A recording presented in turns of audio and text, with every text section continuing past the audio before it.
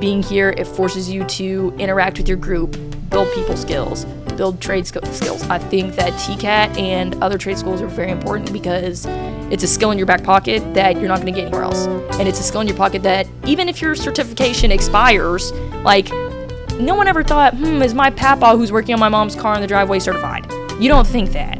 When you think, oh, well, the neighbor that I had come over and put my roof on my house, is he certified? Or at least maybe being in a small town like how I grew up and stuff, you don't think, oh, are they certified? You go, nah, he's good at that. That's all you think of. But if you're getting arrested for something and your lawyer comes in and they're tied backwards and their blazer is stained, you're going to be like, is this guy certified? Does he have his degree? What's going on right now?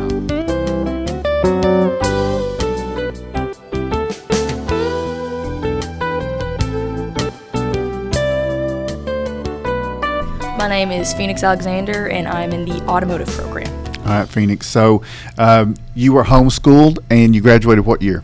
I graduated in 2025. So you're just you're new here, and you chose to come to automotive. How'd you hear about automotive? I heard about it because I wasn't really excited for college. It's something that I want to do, but I wasn't really wanting to do it yet, and I wanted to have a skill in my back pocket. So I've seen a lot of college students are like, oh, well, I have no other option, and I wanted another option while I'm in college. Why automotive? Because we've got a lot of choices. Why'd you choose that one? I chose automotive because, that's what America runs on. When you think we don't really have a stable train system for food, so we have semi-trucks. We don't have a lot of transportation, public transportation. Tennessee, I think we have Ethra. That's it. So if you want to get around, you need a car. And if you ain't got money, you're probably going to get a beater. And if you get a beater, you got to know how to work on it. So did you work on cars before you came here, any? No. If any time before this, I've just been the flashlight kid. Just the one holding the flashlight. Hey, come out here, hold the light. I don't really know much. I know I probably annoyed my classmates. I had notepads and pens when I first came in here. And every time they said something, I was clicking my pen and jotting it down because I did not know anything. I wanted to look at YouTube when I got home, and I wanted to remember everything that was told to me. So who'd you hold the flashlight for? My papa. Okay. A lot. My papa and my Uncle Miko, he works on cars too. And he was also one of the ones that I was asking. I was like, what's a good program? He's do automotive. He's like, that's really good. Get into that. Because he doesn't even do mechanic as a job, but he has a skill in his back pocket, and he doesn't have to go to the shop. So save money. Was there anything that competed with that was like a close second or anything, or was it just automotive and that's going to be it? It was automotive. That's going to be it, really. Welding can take you a lot of places, but I feel if you got a car, welding isn't going to fix every problem that a car has. A car can run without a bumper. A car can run without a door. We see Jeeps do it all the time. A car can't run without an engine. Got to know how to do that. All right. And so was there any automotive programs that competed with TCAT Oneida-Huntsville? Or were you considering other places? I will say, and this is not to trash any other TCATs at all. No, I don't want to do that. But the most supportive front office staff that I've ever seen in my life, considering school or trying to get in anything, because I didn't know what I was doing, at all. I was calling. I know Amy, she helped me a lot. Amy Lyons. Christy, she helped me a whole bunch. And Christy so is Cornelius. Janet. Okay, yeah, sorry, I don't Janet know the last Watson. names, but yeah. They'll shout and Nancy, these names out. Those women have helped me a whole lot. Nancy Bowles, financial aid.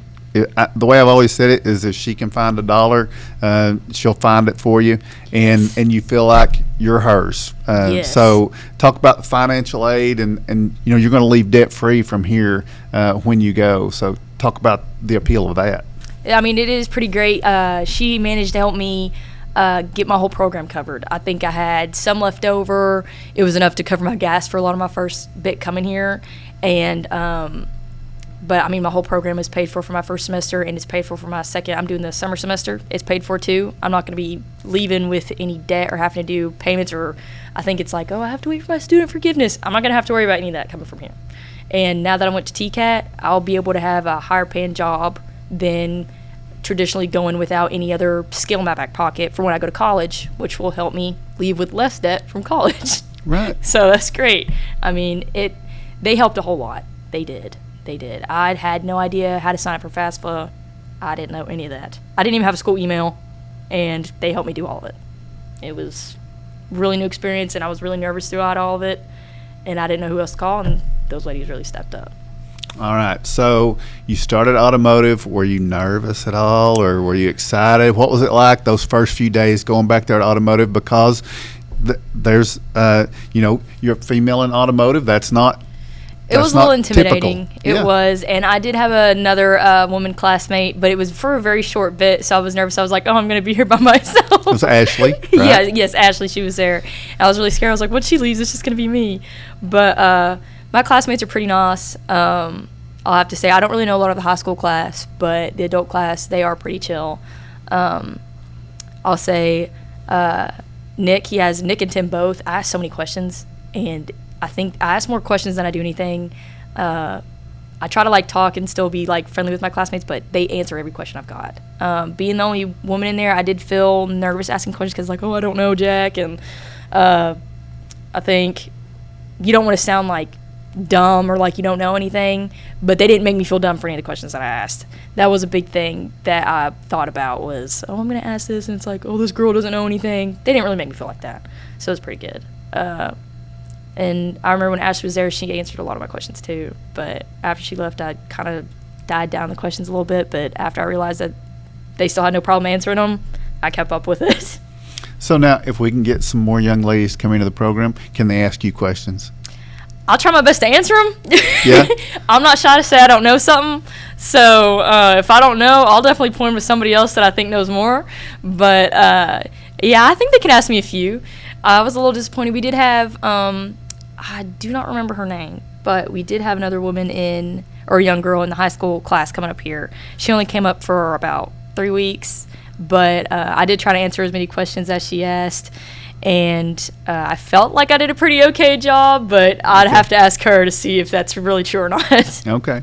So what about surprise? Were you surprised by anything back in automotive?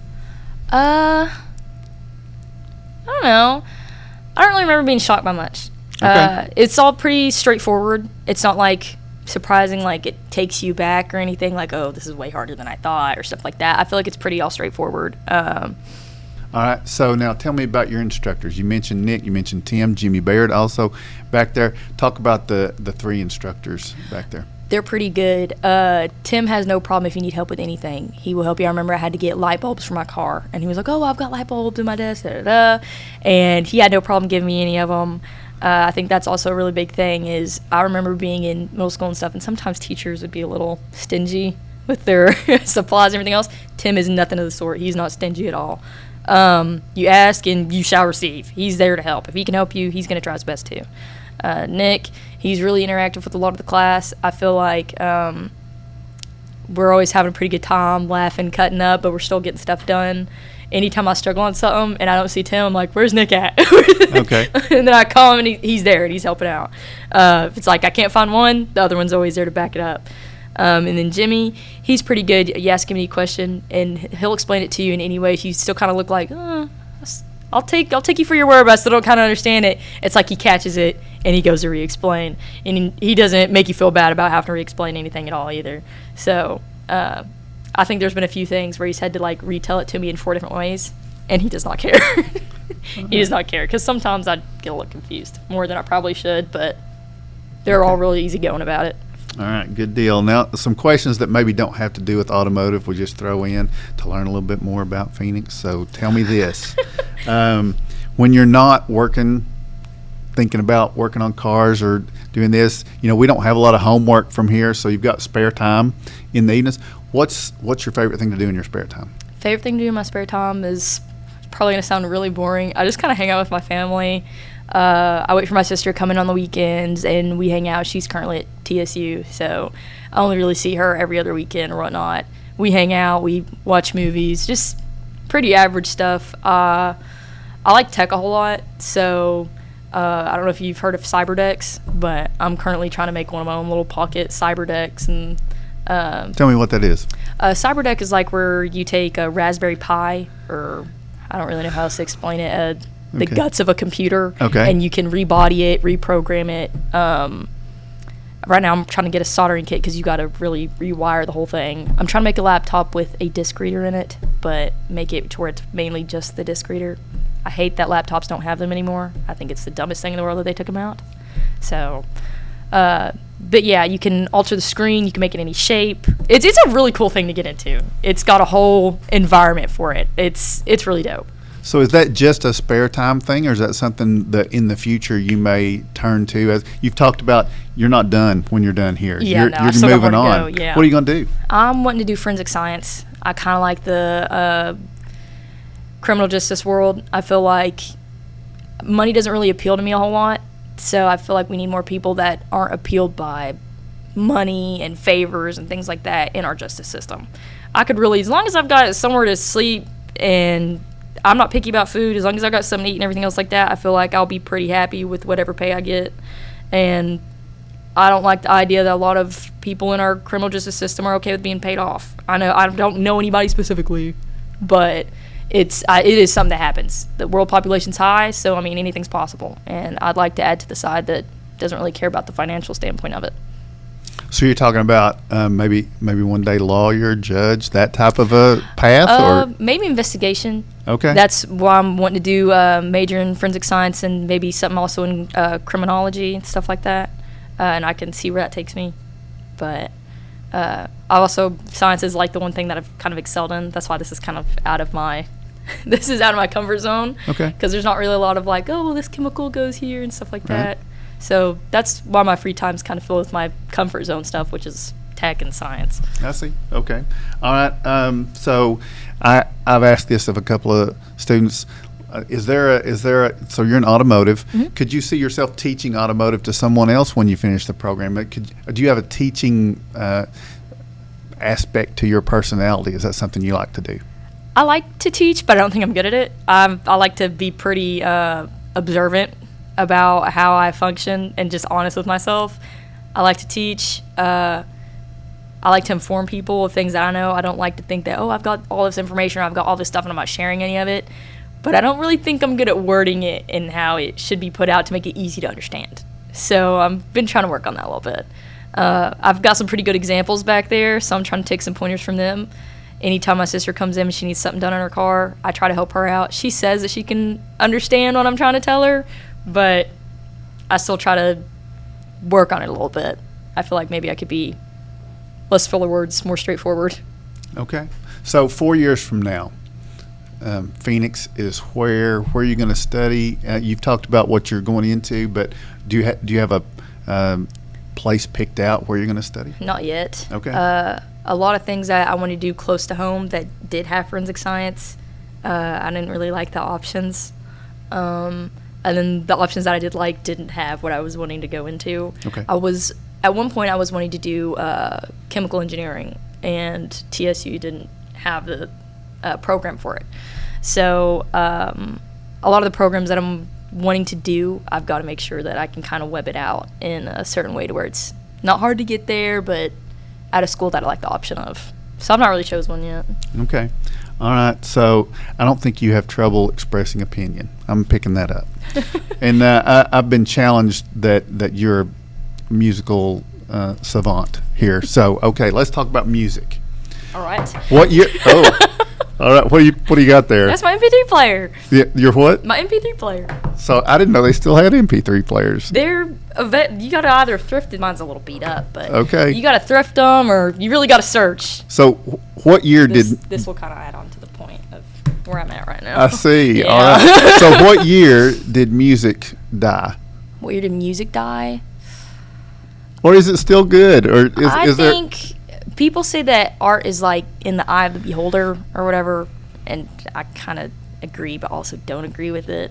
I feel like there's something out there for everybody, but I also feel that spaces can get oversaturated, and when they get oversaturated, people do wild things to try to make a difference and jump out. I feel when we say that music died, I think the selective diversity of it didn't die. I think that it just got bigger and easier to access. Okay. When you wanted to make music back in, let's say, the 2000s, like there was a joke that we don't see garage bands anymore because people can't afford houses with a garage, and it's like, okay, that kind of makes sense. But then when I see a garage band, it's at a rented space. They're all in the same garage, like on TikTok or Instagram. On online platforms, you can see videos and like little sliders or I don't really know if I can say that either. But you can see a lot of the little clips and stuff, and they're all in the same thing because you can rent a fake garage to do your band in or your show in.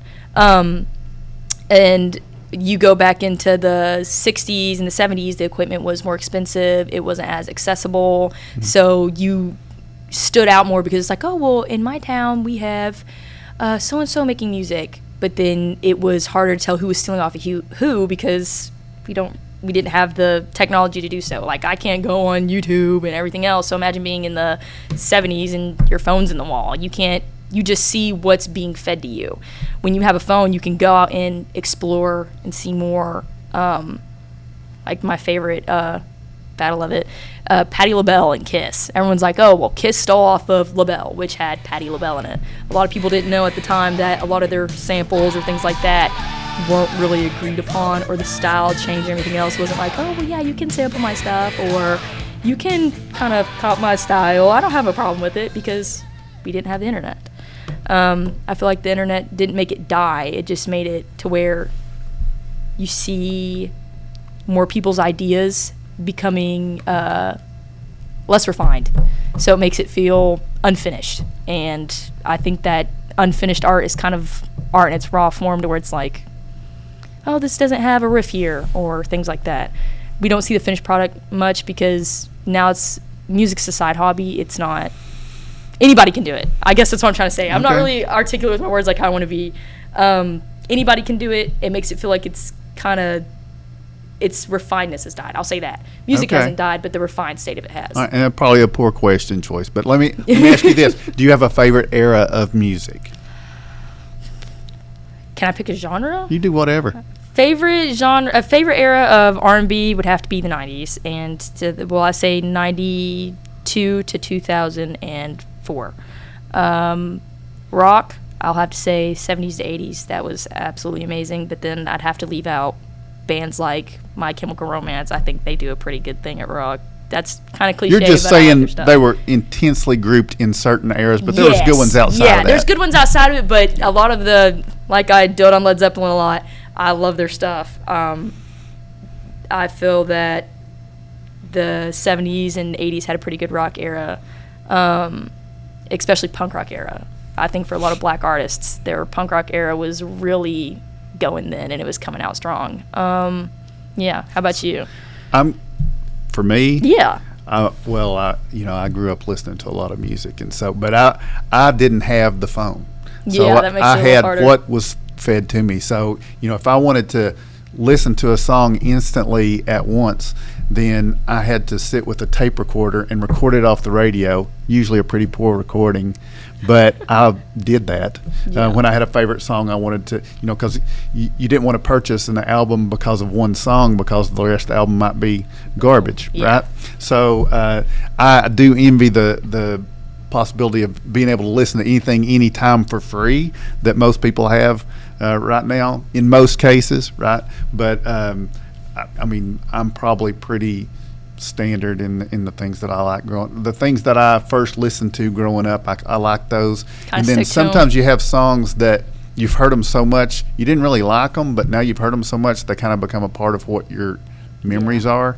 And so I think that's part of that. I'm not supposed to be answering questions, though. I'm supposed to be interviewing. Sorry. So, I forgot that this is an interview, not a conversation. That's okay. We'll have this conversation later. Yeah. That's great. But genre, here's the question that has come to my mind while you were talking. Is there something that's out? No, I'm not going near it. I don't listen to that. Any genre. I'm sure there's some genres out there that I've not heard yet that I'll probably be like, oh, what the heck? But personally, no. I used to say, like, oh, listen to every genre but country, which is funny because, we're in Tennessee. Right. But even then, I feel like there's songs in a lot of genres, even if I don't particularly enjoy a majority of the genre, I can still get down to some of them. Here's how I would say country. I think you have to have some lived experiences before country becomes meaningful for you. I think you're probably getting to an age where country is going to start speaking to you a little bit more. Do you have any country that you listen to or like? I cannot tell you. Like, if you ask me about any other genre, I can probably tell you artists from it, up to, like, technocore and everything else. Country, I can't really say specifically an artist, especially, I don't know. I feel that I like Keith Urban. That's like a classic, though, or cliche, not classic. Keith Urban. I don't even think he's Southern. I think he's like Australian or something. I think you're right. I think he's Australian. He doesn't sound Southern. That's the odd part about it, but I like how he plays guitar. I don't know. I can't really Well, I name. think Ben's going to endorse me. If you get to where you want to listen to some country, go early 90s. Start there. Maybe grab a little of 60s. I don't really like new country. Well, So yeah, I'll check that out, because also I feel I don't like country on the radio. I think I don't like with music being refined. I don't like refined country music. I'll say that. If I'm in, I used to go to a lot of events and stuff with my mom and dad growing up. It's like, just cheap. You can take your kids to the park where there's a random little band playing, stuff like that. I like country like that. I don't like it on the radio. I don't like, this artist, or I don't know their names. Keith Urban's the only one I know. But so does that make us musical snobs? Because I don't want to be a snob. Well, no, I guess not. You can like any music. I feel like even tapping on a table can be music at one point. I remember being in school and kids having their pencils and doing their raps and stuff over the pencil tap. I feel like it's everywhere and anywhere. But with country music, I like it when it just happens. I don't like it on the radio. I think it kind of sucks on the radio. This is just going to have to be a side podcast because we've gotten way off Yeah. track. Wait a minute. Let me reel back in just for a minute if I can. Okay, so let me ask you this, because we talked about music. You've had a long day, maybe a tough day. What's a go-to comfort meal? What's top three? If I'm going to eat, these are the top three things I'm going to go for. You got to get open-minded, okay? Okay. Because in time I talk about these, people are like, oh, what the heck? Nope. I can understand it, but you got to get open-minded. See if you can make me scowl when you say if something. you I don't have think the you can. opportunity to try it, it might seem like, ugh, that's gross. Okay. Just try it. All I mean, right. kids eat this stuff. It's pretty good. I personally, my favorite comfort food that I don't get enough of, and I've not had actually in a few years, fish head soup. It's pretty Really? good. Red snapper. Where do you Dude. get that if you get it? My grandpa makes it. Okay. So, I think actually I've not had that since like 2023, but it's really good. I miss it a lot. It's amazing. Another go-to food is my papa's red beans and rice. Okay. That's really nice. I like that with some cornbread, jalapeno cornbread, no cheese in it. That's good. And then I'd also have to say curry chicken and roti. Say that again. Curry chicken. Curry chicken and roti. That's Okay. pretty good. I've got to rep it. It's amazing. Okay. And is that something that you have to purchase somewhere else, or is that any of those? Can you make any of those? I can make curry chicken. I can make curried fish. Curried fish with vegetables is pretty good, but I think it's best when my Gigi makes it. Okay. I can't make roti. I don't know how to yet, but chickpea roti is pretty good. I've got to learn how to do that sometime. It's just getting to it. It's a long process. All right. So back to business. TCAT. Yeah. I'm hoping you'll say, yes, I would recommend it. Why would you recommend TCAT? And then maybe not just automotive, just any program at the TCAT. Me personally, I would recommend TCAT because I feel like it's good to have skills. Don't get me wrong, education is really good. I'm going to get a further education after this. But I also feel like a lot of the ways that we talk about TCAT, we talk about it as if it's not an education within itself. I know that you probably can't walk into an official being like, oh, well, I can work on a car. I can work on any car in this parking lot. And then everyone's going to be like, oh, yeah, give her a job in this office and put her in a suit and tie or something. You're not going to see that. But I feel like this is more of an education in ways that a book can't give you. You can be a lawyer, but if you're out in the world and you're not in that courtroom and it's just you and whatever skills you've got concerning your car or how to get food and water and things like that,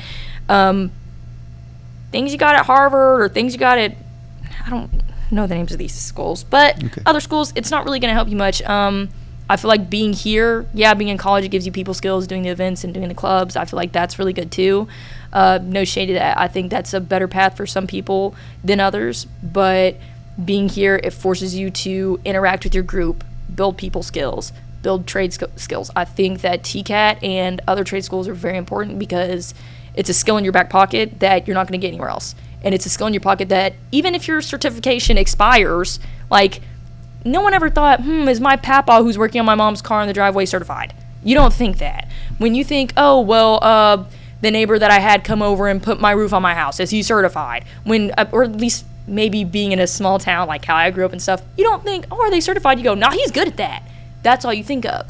But if you're getting arrested for something and your lawyer comes in and their tie's backwards and their blazer is stained, you're going to be like, is this guy certified? Does he have his degree? What's going on right now? But you don't think, oh, the dude who just came in with ripped jeans and beater boots and a shirt that I can't even tell you the color of, is he certified? No. If he gets in there and he does the job, that's all you think about. You think about he did it and he did it right. You don't think, oh, I need to see your papers. Now, to go and get a job in like a garage or stuff, they're going to ask you about your certifications. Right. Or to come and work at TCAT, Right. they're going to ask you about them. But once they expire, if you're still exercising that skill later on, a lot of people don't ask. You They don't just lose ask, it. Yeah, you don't lose it. You don't lose it. And a lot of people don't consider that you've lost it. You do an education like sister, she's doing engineering. I think that's great. But if she wants to go work on a site, they're not going to be like, oh, just get in there and do it. We think you're good. No, they're going to ask you about your credentials, which is good. I think in a lot of situations, it's great. But I feel like this builds you, and this is not to shame the system. I don't want to like get all anti-systematic or things like that. That's a completely different topic. But I feel like this builds you past the system that you're going to work in for the rest of your life. Okay. Once you leave it, you have your own family, everything else, or whatever you want to do. This builds you, and it builds your own personal credentials, not a paper credential. I think that one thing that everybody else should know is no matter where you're going to get your education, whether it is TCAT or a college or even you're not, or I don't know, you're going to a tattoo shop or anything else, it's going to be hard, but you put the work in and you'll get there. If you've got, even if you don't have a good team, but I think also having a good team is pretty crucial to it, but even if you don't, you're going to get there. You just got to do the work. That's it.